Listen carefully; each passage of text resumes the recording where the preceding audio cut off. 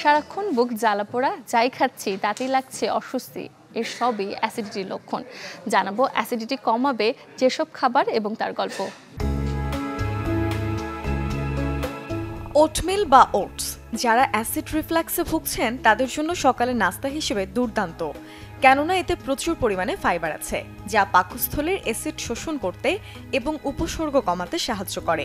সেই সাথে এটি দীর্ঘ সময় পেট ভরিয়ে রাখে, যা অতিরিক্ত খাওয়া রোধ করে এবং রিফ্লাক্সের সম্ভাবনা কমায়।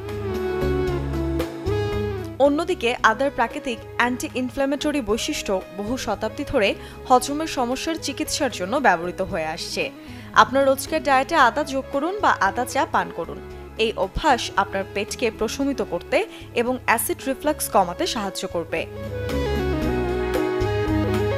প্রতিদিন সকালে বা বিকালে একটি করে কলা খাওয়ার অভ্যাস করুন। কলা হলো কম অ্যাসিডযুক্ত ফল যা খাদ্যনালীতে আবরণ দিয়ে পাকস্থলীর অ্যাসিড কমাতে সাহায্য করে, কারণ এতে আছে প্রাকৃতিক অ্যান্টাসিড।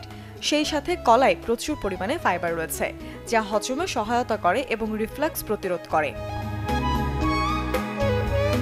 ব্রোকলি, অ্যাসপারাগাস, মটরশুঁটি এবং পালং শাকের মতো সবুজ শাকসবজিতে ফ্যাট এবং চিনি কম থাকে, যা অ্যাসিড রিফ্লাক্সে আক্রান্তদের জন্য বেশ উপকারী। এই সবজিতে প্রচুর পরিমাণে ফাইবার এবং প্রয়োজনীয় পুষ্টি আছে যা হজমের স্বাস্থ্যের উন্নতি করে। তরমুজের অম্লতা কম এবং পাকস্থলীর অ্যাসিড কমাতেও এটি সাহায্য করে। একই সাথে তরমুজ একটি হাইড্রেটিং ফল, যে কারণে তরমুজ খেলে তা পানি শূন্যতা রোধেও কাজ করে। ভিটামিন এবং খনিজের একটি ভালো উৎস হলো তরমুজ, তাই তরমুজের মৌসুমে নিয়মিত এই ফল খেলে পাবেন বেশ উপকার। Desk report, channel 24।